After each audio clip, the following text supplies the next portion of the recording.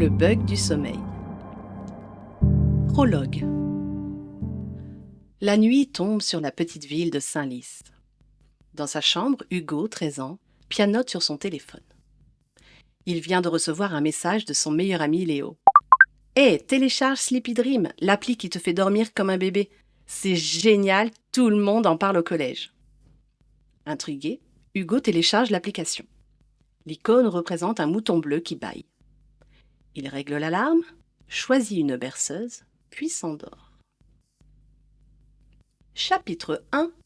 L'appli qui fait rêver. Le lendemain matin, le réveil d'Hugo sonna à 6h50, comme tous les jours d'école. Il ouvrit les yeux, un peu vaseux, et mit quelques secondes à se rappeler où il était.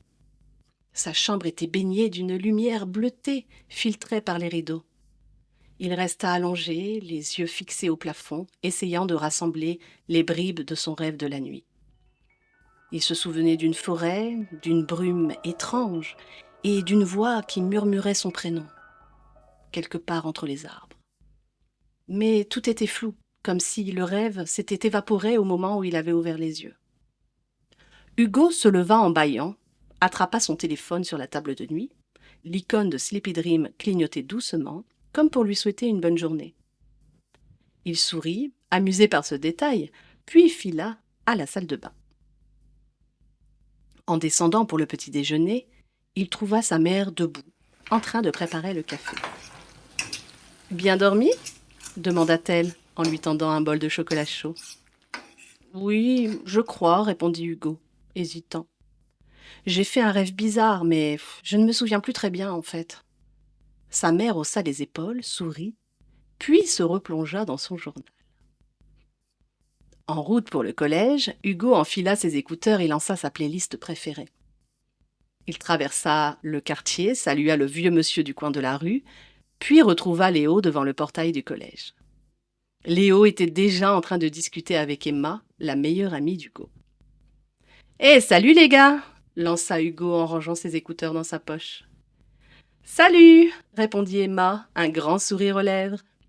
« Alors, vous avez essayé l'appli ?» demanda Léo, l'air excité. « Moi, j'ai dormi comme un bébé !»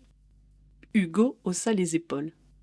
« J'ai fait un rêve un peu bizarre. Une forêt, de la brume et une voix qui m'appelait. » Emma fronça les sourcils.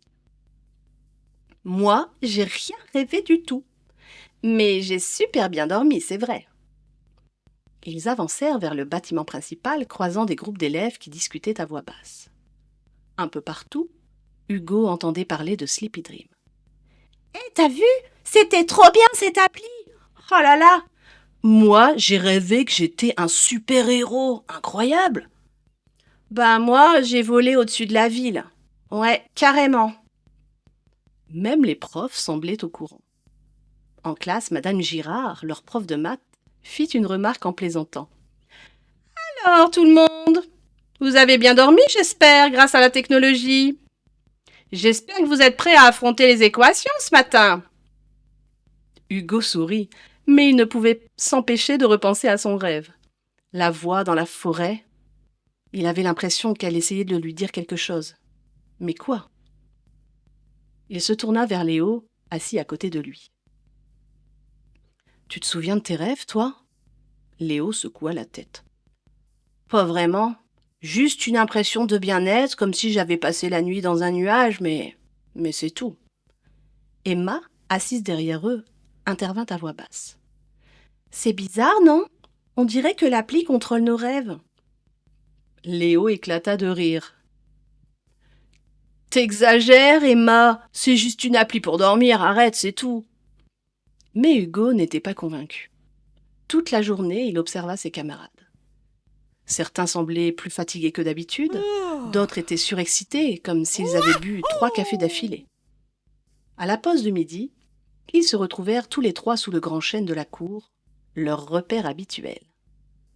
« Vous avez vu, tout le monde parle de Sleepy Dream, » dit Emma. « Même les 6e. »« Oui, c'est la mode, c'est pour ça, » répondit Léo en croquant dans son sandwich. « Moi, Je trouve ça un peu flippant, avoua Hugo. J'ai l'impression que mes rêves ne m'appartiennent plus, vous voyez. Un silence s'installa. Emma regarda son téléphone, l'air soucieuse. Vous savez, hier soir, j'ai reçu une notification bizarre, dit-elle. L'appli m'a souhaité « Bonne nuit Emma, fais de beaux rêves ». Ah oui, moi aussi, s'exclama Léo. C'est marrant, non? Mais Hugo, lui, n'avait rien reçu. Il se demanda pourquoi. L'après-midi passa lentement. Les cours s'enchaînèrent, mais Hugo avait du mal à se concentrer. À chaque fois qu'il fermait les yeux, il revoyait la forêt, la brume et cette voix qui murmurait son prénom. Quand la cloche sonna enfin à la fin des cours, il retrouva Léo et Emma devant le portail. « On se retrouve ce soir sur le chat, ok les gars ?» proposa Léo. « Oui, » répondit Léo, pensif. En rentrant chez lui, Hugo jeta un dernier regard à son téléphone. L'icône de Sleepy Dream clignotait à nouveau.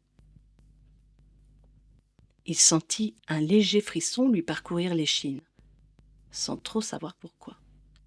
Il ressentait à nouveau cette sensation bizarre, presque désagréable. Peut-être son sixième sens? Ce soir-là, il décida de noter son rêve dans un carnet pour ne rien oublier. Il écrivit « Forêt, brume, voix qui m'appelle, sensation étrange comme si quelqu'un m'attendait. » Il posa son stylo, éteignit la lumière et s'endormit en espérant que la nuit lui apporterait des réponses. Chapitre 2 – Les premiers bugs. Le lendemain matin, Hugo se réveilla en sursaut, le cœur battant à tout rompre. Il lui fallut un moment pour reprendre ses esprits et réaliser qu'il était dans sa chambre, en sécurité. Les premiers rayons du soleil filtraient à travers les volets. Il avait rêvé qu'il tombait dans un puits sans fond. La sensation de chute était si réelle qu'il en avait encore le vertige. Il se passa la main sur le front, moite de sueur, et jeta un regard inquiet à son téléphone posé sur la table de nuit. L'icône de Sleepy Dream brillait faiblement, comme la veille. Hugo s'assit alors au bord du lit, tentant de se rappeler les détails de son rêve. Il se souvenait de la sensation de tomber, du vent qui sifflait à ses oreilles et d'une voix lointaine qui semblait l'appeler, toujours la même. Mais cette fois, la voix paraissait plus pressante, presque inquiète. Il attrapa son carnet et griffonna quelques mots. Chute dans le vide, sensation de peur, voix plus forte. En bas, sa mère remarqua aussitôt son air fatigué. « Oh, toi, tu n'as pas bien dormi, mon chéri !»« Non, j'ai fait un cauchemar, » répondit Hugo, sans entrer dans les détails. « Peut-être que tu passes trop de temps sur ton téléphone, mon chéri, » suggéra-t-elle gentiment. Hugo ne répondit pas. Il n'avait pas envie d'expliquer que c'était juste une appli censée l'aider à dormir qui lui donnait justement ses rêves étranges. Au collège, l'ambiance avait changé. Les discussions à propos de Sleepy Dream étaient beaucoup moins enthousiastes que la veille. Certains élèves avaient l'air grognons, d'autres bâillaient à s'en décrocher la mâchoire. Hugo retrouva Léo et Emma près des casiers, comme d'habitude. Léo avait les yeux cernés, un air absent. « Salut » fit Hugo, en essayant de sourire. « Salut » répondit Léo d'une voix pâteuse. Emma arriva à son tour l'air contrarié. « Oh, si vous saviez, les gars, j'ai fait un cauchemar cette nuit » annonça-t-elle d'emblée. « Moi aussi » avoua Hugo. Léo secoua alors la tête, l'air perdu. « Je ne me souviens de rien, mais je suis crevée. J'ai l'impression de n'avoir pas dormi du tout. » Emma sortit son téléphone et le montra à ses amis. « Regardez, j'ai noté mon rêve. C'était super bizarre. J'étais devant un écran noir et il y avait des chiffres rouges qui clignotaient. Ça me réveillait en sursaut, comme si quelqu'un essayait de me prévenir d'un danger, vous voyez ?» Hugo sentit un frisson lui parcourir le dos. « Tu crois que c'est à cause de l'appli ?» dit Hugo. Emma hocha la tête. « Je ne sais pas, mais en tout cas, avant, je ne faisais jamais de cauchemars comme ça. » Afin de comprendre pourquoi l'ambiance du collège avait changé et pourquoi tout le monde avait l'air plus fatigué et maussade qu'à l'accoutumée, les 3 amis passèrent la matinée à parler à d'autres élèves. Plusieurs avaient fait des rêves étranges, parfois effrayants, parfois incompréhensibles. « Moi, j'ai rêvé que j'étais enfermée dans une pièce sans porte, » raconta un garçon de leur classe. « J'ai rêvé que je courais après un train, mais il allait toujours plus vite, » ajouta une fille. Même les profs semblaient remarquer que quelque chose n'allait pas. « Vous avez l'air fatigué, » fit remarquer Madame Girard en début de cours. « J'espère que ce n'est pas à cause d'une nouvelle mode sur vos téléphones. » À la pause, Hugo, Emma et Léo s'installèrent sur un banc à l'écart des autres. « On devrait peut-être arrêter d'utiliser Sleepy Dream, » proposa Emma. Léo secoua la tête, l'air indécis. « Mais tout le monde l'utilise, et puis c'est peut-être juste une coïncidence. » Mais Hugo n'était pas convaincu.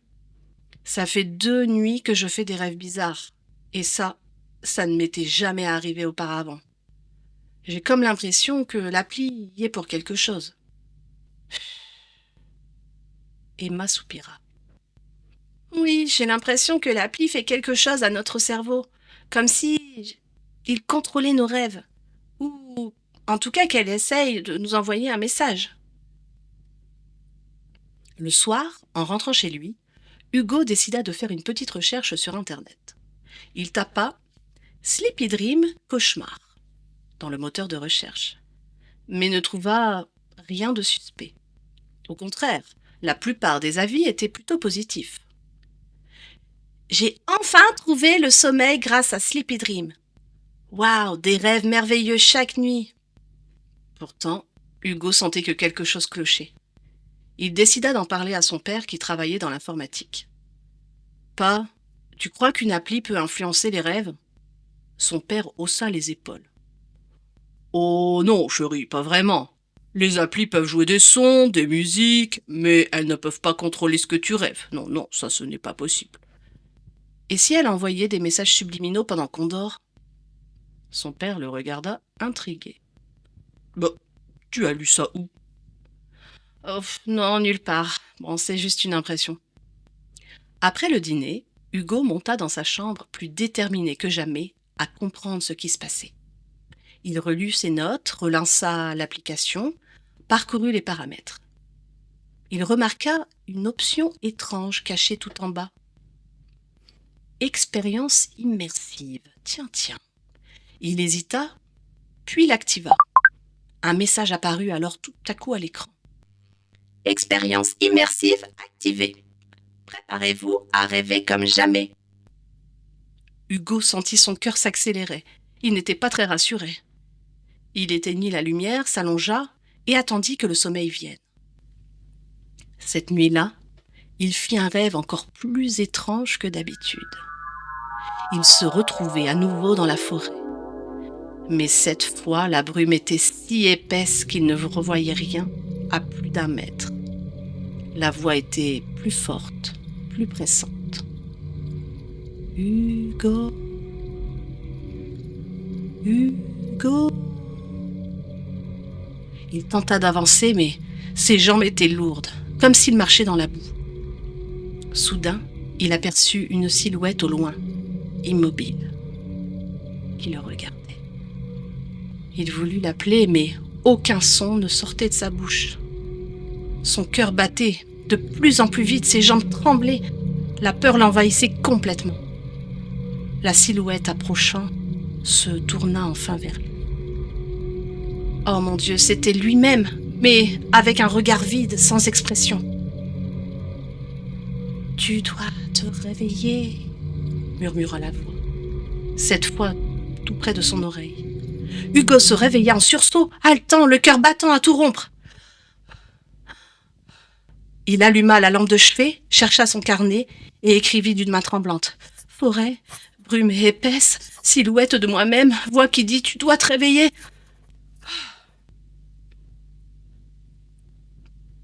Le lendemain, il retrouva Emma et Léo à l'arrêt de bus. « J'ai fait un rêve super bizarre, les gars !» commença Emma, l'air inquiète. Ouais, moi aussi, ajouta Léo. Mais cette fois, je me souviens d'un détail. Il y avait des chiffres rouges partout et une voix qui disait qu'il fallait se réveiller. Les trois amis échangèrent un regard vraiment inquiet cette fois. Bon, là, il faut qu'on comprenne ce qui se passe, conclut Hugo. Emma hocha la tête pour acquiescer. On ne peut pas continuer comme ça. Il faut enquêter. Ils se mirent d'accord pour se retrouver le vendredi soir chez Hugo afin de mener leur propre expérience. En attendant, chacun promit de noter ses rêves, de surveiller les moindres détails et surtout de rester soudés. Cette étrange application les avait entraînés malgré eux dans leurs plus vils cauchemars et rien ne disait que cela n'irait pas en empirant. La nuit suivante, Hugo s'endormit avec une étrange impression, celle d'être observé dans ses rêves, mais pas que.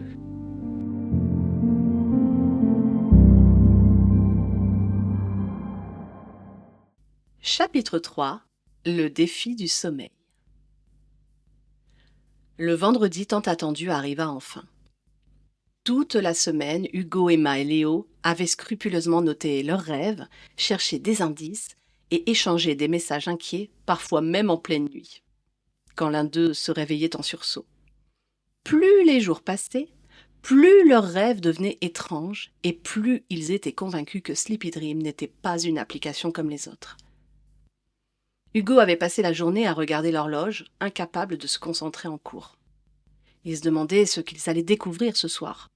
Il avait préparé sa chambre pour la pyjama party, matelas gonflable pour Léo, sac de couchage pour Emma, lampe torche, snack et même une vieille tablette que son père lui avait prêtée. Il avait aussi sorti un carnet pour prendre des notes et installer Sleepy Dream sur la tablette comme prévu. Vers 19h, la sonnette retentit. Hugo descendit en trombe pour ouvrir la porte. Emma était la première arrivée, les bras chargés de bonbons et de chips. « Salut !» lança-t-elle, un sourire un peu tendu sur le visage. « Salut, entre, tu es la première. » Ils montèrent dans la chambre d'Hugo, où Emma posa un sac et s'installa sur le tapis. « Tu crois qu'on va vraiment découvrir un truc ?» demanda-t-elle la voix hésitante. « J'en sais rien, » répondit Hugo. « Mais il faut qu'on essaye, on n'a plus le choix maintenant. » Quelques minutes plus tard, Léo arriva à son tour, son sac de couchage sous le bras et une bouteille de soda à la main. « Hé, prêt pour la nuit blanche ?» lança-t-il en ricanant, tentant de détendre un peu l'atmosphère. « Prêt, mais pas rassuré du tout, » répondit Emma en riant nerveusement. Ils passèrent la première partie de la soirée à grignoter, à discuter de tout et de rien, à raconter des anecdotes pour se changer les idées. Mais très vite, la conversation revint sur Sleepy Dream et leurs rêves de la semaine. « Cette nuit, j'ai rêvé que j'étais enfermée dans un ascenseur qui descendait sans s'arrêter, » raconta Léo. « Il y avait des chiffres rouges partout, comme dans le rêve d'Emma. Moi, j'ai rêvé que je courais dans un couloir sans fin, » ajouta Emma. « À chaque porte que j'ouvrais, je retombais dans la même pièce. » Hugo montra son carnet où il avait noté ses propres rêves. « J'ai encore rêvé de la forêt, mais cette fois, il y avait des bruits étranges, comme des chuchotements. Et la voix disait « Il faut se réveiller. » Un instant passa, un silence s'installa. Les trois amis se regardèrent inquiets. « On dirait que nos rêves se ressemblent de plus en plus, » murmura Emma. « Ouais, c'est comme si la pluie essayait de nous envoyer un message, » ajouta Léo. Hugo hocha également la tête. « Ce soir, on va essayer de comprendre ce qui se passe. J'ai installé Sleepy Dream sur la tablette de mon père, ok ? On va la laisser tourner toute la nuit et on va essayer de rester éveillé pour voir ce qui se passe à 3h33. C'est l'heure où l'appli se connecte toute seule à Internet. » Ils décidèrent de s'organiser. Chacun aurait une lampe de poche et ils prendraient des notes de tout ce qu'ils remarqueraient.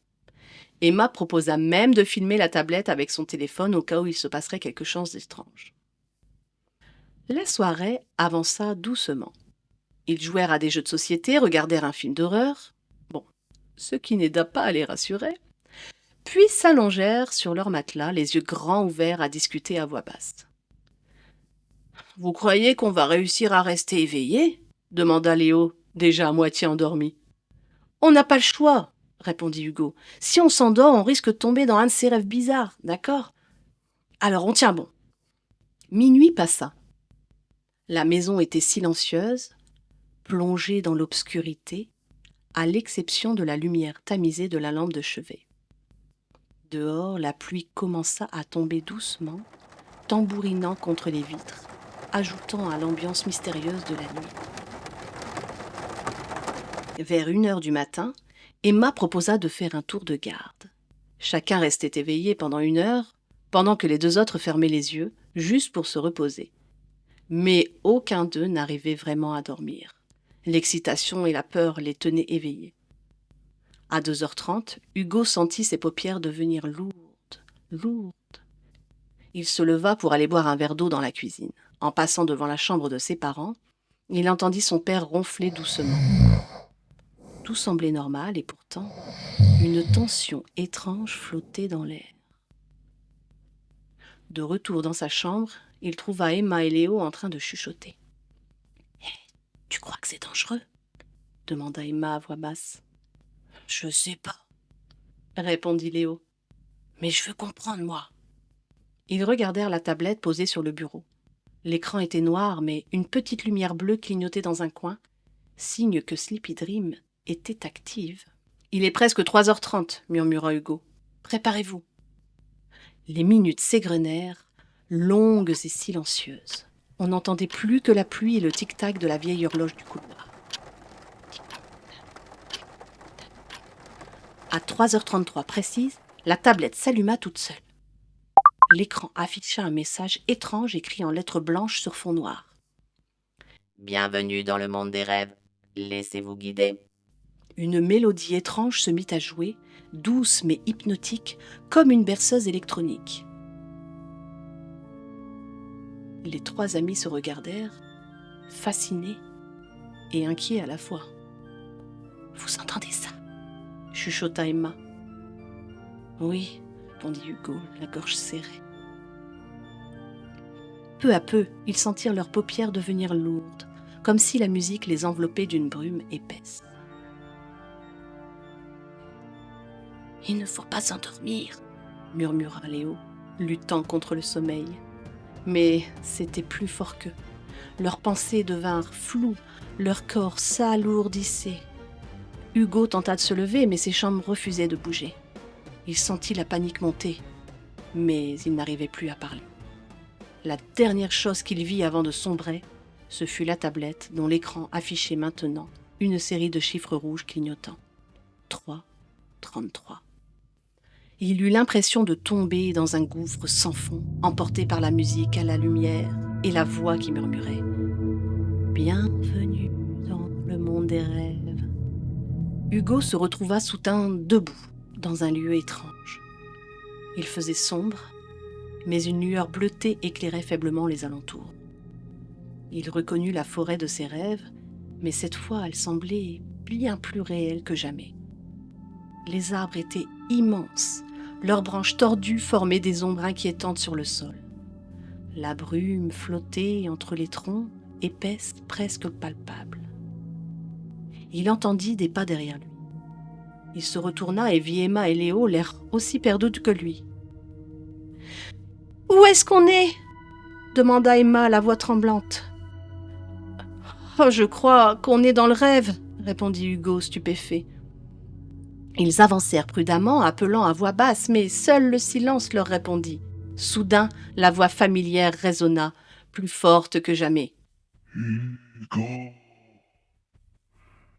Emma. »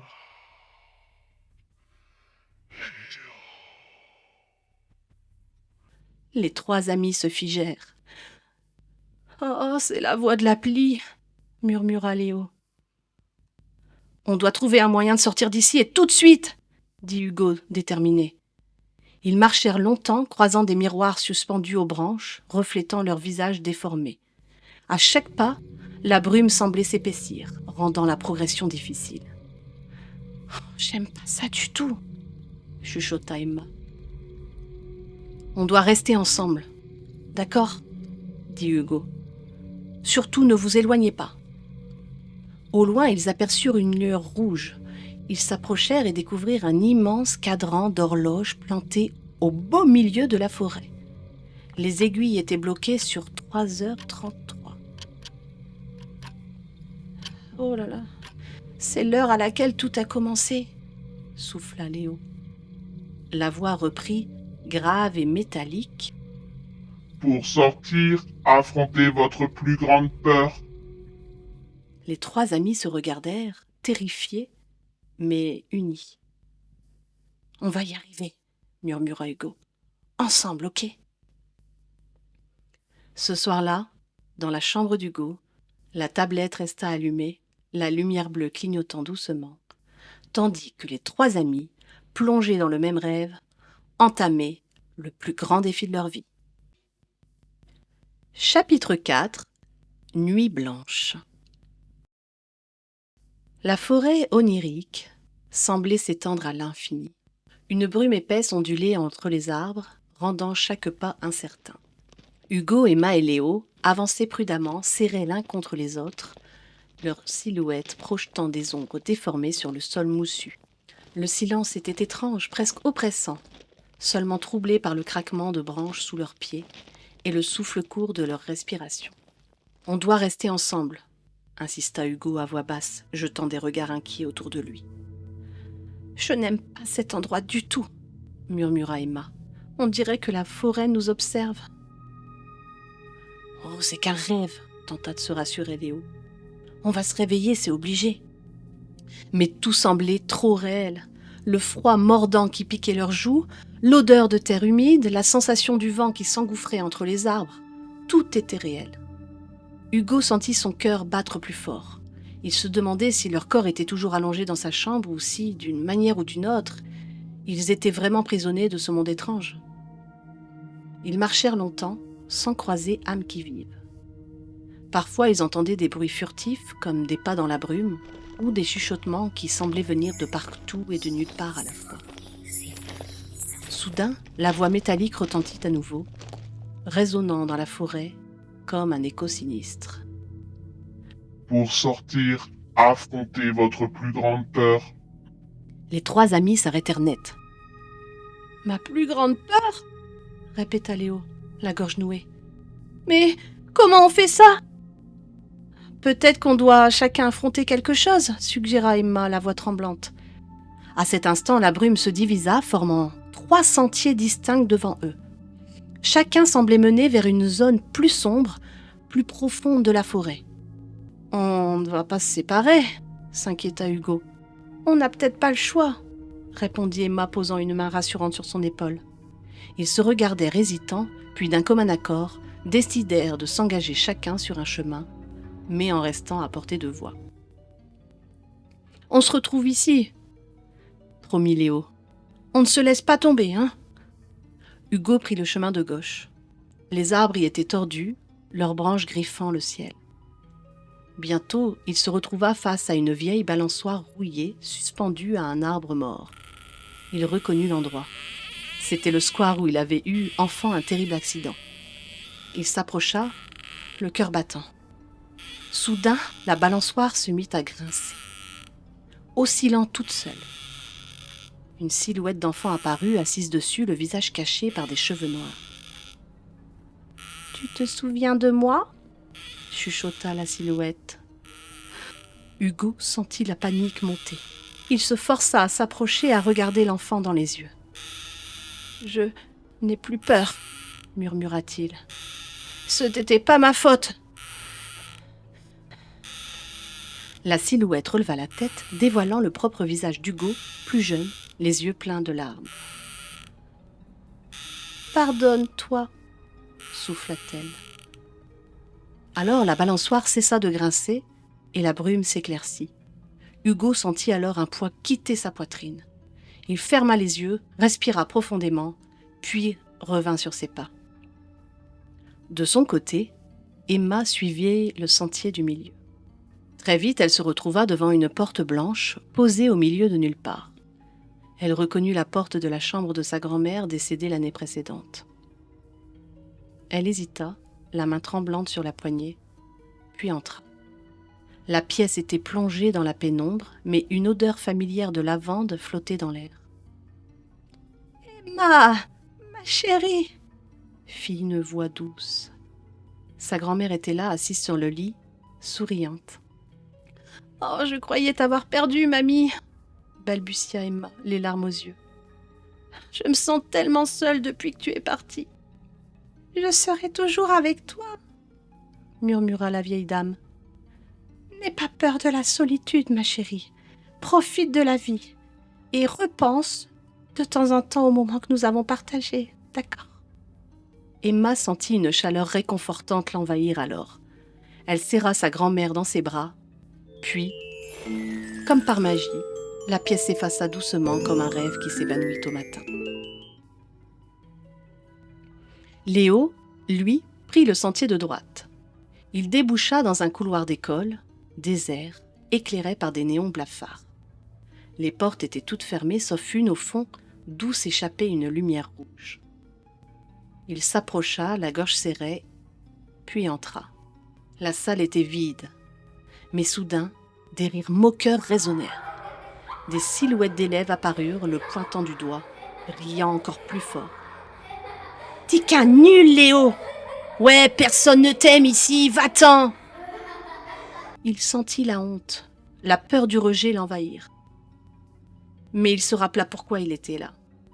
Quel était l'objectif de l'application, mais aussi les mots d'Hugo et d'Emma et leur amitié indéfectible.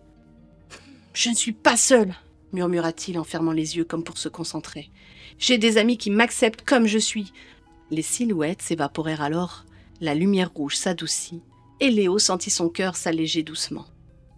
Les trois amis se retrouvèrent finalement au point de départ, épuisés, mais tellement soulagés.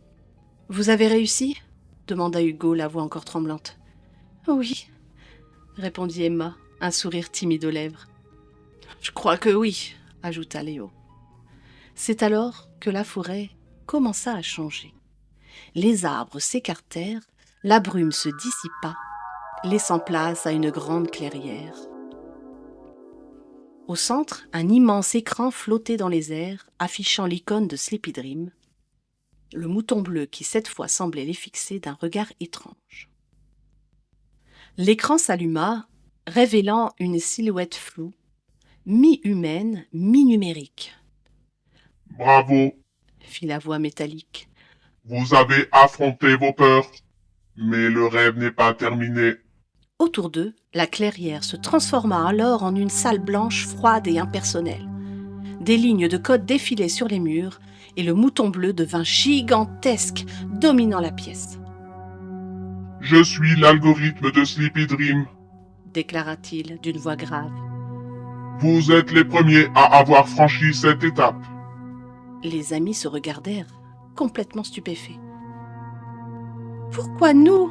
demanda Emma, la voix tremblante. « Parce que vous avez vu ce que les autres refusent de voir. Vous avez compris que vos rêves ne vous appartiennent plus. » Le mouton bleu s'approcha, son regard devenant encore plus perçant. « Je collecte vos rêves, vos peurs, vos souvenirs. Je les analyse, je les revends à des entreprises qui veulent vous comprendre, vous influencer et vous vendre les produits dont vous rêvez. Il est plus facile de manipuler les jeunes en exploitant leurs faiblesses, leurs désirs inconscients. »« Eh, mais c'est illégal ça, oh !»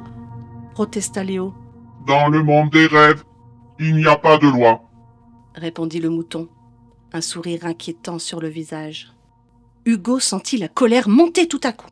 « On veut sortir d'ici! Laissez-nous partir !» Si vous voulez vous réveiller, il va falloir me battre à mon propre jeu. » répondit l'algorithme. À cet instant, la salle blanche se transforma en un immense laboratoire de miroirs. À cet instant, la salle blanche se transforma en un immense labyrinthe de miroirs. À chaque pas, les enfants voyaient leurs reflets se multiplier, se déformer, devenir monstrueux, ou alors ridiculement petits. « Trouvez la sortie. » lança la voix du mouton. « Mais attention, chaque miroir cache une illusion, un piège ou un souvenir. » Emma prit la main de Hugo, Léo les suivit de près. « On ne se quitte pas, ok ?» promit Hugo. Ils avancèrent dans le labyrinthe, tentant d'ignorer les reflets qui leur murmuraient des insultes ou des promesses. Parfois, il croisait des souvenirs heureux, un anniversaire, une victoire au foot, une après-midi à la piscine.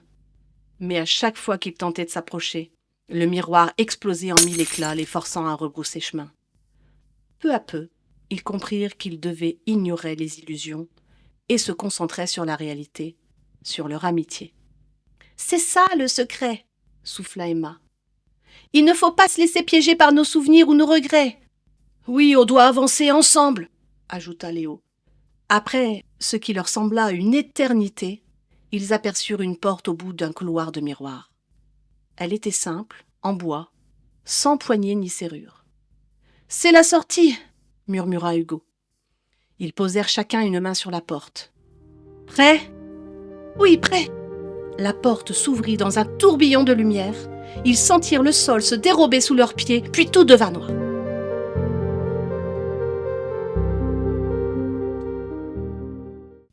Chapitre 5. N'était-ce qu'un rêve ? Le soleil filtrait à travers les rideaux de la chambre d'Hugo, dessinant des motifs dorés sur le parquet. Il ouvrit les yeux lentement, comme s'il sortait d'un sommeil très profond, et resta quelques secondes à fixer le plafond, cherchant à comprendre où il était. Son cœur battait encore vite, comme s'il avait couru un marathon. Il tourna la tête et vit Emma roulée en boule dans son sac de couchage, les cheveux en bataille, et Léo, à moitié recouvert par la couette, les yeux grands ouverts. Un silence étrange régnait dans la pièce, comme si le monde retenait son souffle. Hugo se redressa sur son lit, cherchant la tablette du regard. Elle était posée là, sur le bureau, éteinte. L'icône de Sleepy Dream avait disparu de l'écran. Il se frotta les yeux, incertain. Avait-il vraiment vécu tout ce qu'il croyait ? Ou bien n'était-ce qu'un rêve, un cauchemar collectif ? Emma s'étira, bâilla, puis ouvrit les yeux. Elle regarda Hugo, puis Léo, et esquissa un sourire fatigué. « Je crois qu'on est réveillé, » murmura-t-elle. Léo se redressa à son tour, l'air encore sonné. « Oh, j'ai l'impression d'avoir dormi 100 ans. »« Oui, vous vous souvenez de tout, vous ?» demanda Léo, la voix hésitante. Emma acquiesça de la tête. « Oui, la forêt, le labyrinthe, le mouton bleu, enfin tout, quoi. » Ils restèrent un instant silencieux, chacun essayant de faire le tri entre rêve et réalité. « C'était tellement réel, » souffla Léo. « J'ai encore l'impression d'entendre la voix de l'algorithme. »« Tu crois que c'est vraiment fini ?» demanda Emma, jetant un regard inquiet à la tablette. Hugo se leva, s'approcha du bureau et prit la tablette dans ses mains. Il l'alluma. Rien. L'écran resta noir, puis afficha l'heure, 7h07. Il chercha Sleepy Dream dans la liste des applications, mais elle avait complètement disparu. Il vérifia aussi sur son téléphone. Plus aucune trace de l'application, ni dans les téléchargements, ni dans l'historique. « Elle s'est effacée toute seule, » murmura-t-il incrédule. Ils descendirent à la cuisine, où la mère d'Hugo préparait le petit déjeuner. « Bien dormi, les enfants ?» demanda-t-elle en souriant. Les trois amis échangèrent un regard complice. « On a fait des rêves un peu bizarres, mais sinon, oui, non, ça a été, » répondit Léo, un sourire en coin. « C'est normal, ça arrive, ça, » répondit la mère d'Hugo. « Avec tous ces écrans, votre cerveau a besoin de repos. Voilà tout. » Hugo hésita, puis demanda. « Dis, tu connais Sleepy Dream, maman ?» Elle secoua la tête. « Non, jamais entendu parler. C'est un nouveau jeu ? Qu'est-ce que c'est ? » « Non, rien, » laissa tomber Hugo. Après le petit déjeuner, Emma et Léo rentrèrent chez eux. Hugo monta dans sa chambre, attrapa son carnet et relut ses notes de la semaine. Tout était là. Les rêves, la forêt, les chiffres rouges, la voix. Il se demanda si tout cela avait été vraiment réel ou si son esprit avait tout inventé. Il alluma son ordinateur, chercha Sleepy Dream sur Internet. Rien. Plus aucun site, plus aucun forum n'en parlait. Même les messages échangés avec Léo et Emma avaient disparu de leur groupe de discussion. Un frisson parcourut son dos. « C'est comme si ça n'avait jamais existé, » murmura-t-il. L'après-midi, ils se retrouvèrent tous les trois au parc, sous leur chêne favori. « J'ai tout vérifié, » raconta Emma. Sleepy Dream a disparu de mon téléphone, de l'App Store. Même mes avis sur l'appli ont été effacés. Ouais, pareil pour moi, ajouta Léo. J'ai demandé à mon frère, il s'en souvient même pas. Vous pensez qu'on a tout inventé ? Demanda Hugo, l'air soucieux. Emma secoua la tête. Non, on a vécu quelque chose, je le sens. Et puis, regarde. Elle sortit de sa poche un petit miroir de poche, celui qu'elle avait vu dans le rêve, dans le labyrinthe. Je l'ai retrouvé ce matin, sur ma table de nuit, souffla-t-elle. Léo ouvrit la main et montra un médiator de guitare, usé, qu'il avait ramassé dans le rêve. « Ouah, je l'avais pas vu avant !» murmura-t-il.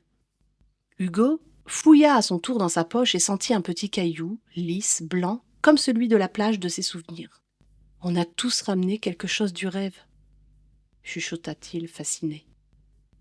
Ils restèrent silencieux, contemplant leurs objets, comme des preuves tangibles de leur aventure. Tout était vrai, c'était bel et bien arrivé. « Peut-être que le mouton bleu avait raison, » dit Emma. « Les rêves sont des mondes à part. Mais, en tout cas, ils nous appartiennent. » Léo sourit. « Oh, je crois que je vais arrêter les applis pour dormir, moi, » lança-t-il en riant. « Oh oui, moi aussi, » répondit Hugo. « Je préfère rêver par moi-même. » Ils passèrent l'après-midi à discuter, à rire, à se raconter leurs souvenirs du rêve, à comparer les détails, à imaginer ce qui aurait pu se passer s'ils étaient restés prisonniers. Le soir venu, chacun rentra chez soi, un peu changé, un peu grandi. Dans sa chambre, Hugo s'allongea sur son lit, le caillou blanc serré dans sa main. Il pensa à tout ce qu'ils avaient vécu, à la peur, à l'amitié, au courage qu'ils avaient trouvé ensemble. Il ferma alors les yeux, un sourire aux lèvres, et se laissa bercer par le silence de la nuit. Mais juste avant de sombrer dans le sommeil, il crut entendre, très loin, un léger bêlement électronique, comme un clin d'œil du mouton bleu. Hugo sourit, rassuré. Cette fois, il savait que ses rêves lui appartenaient, et qu'il ne téléchargerait plus jamais une appli sans se méfier.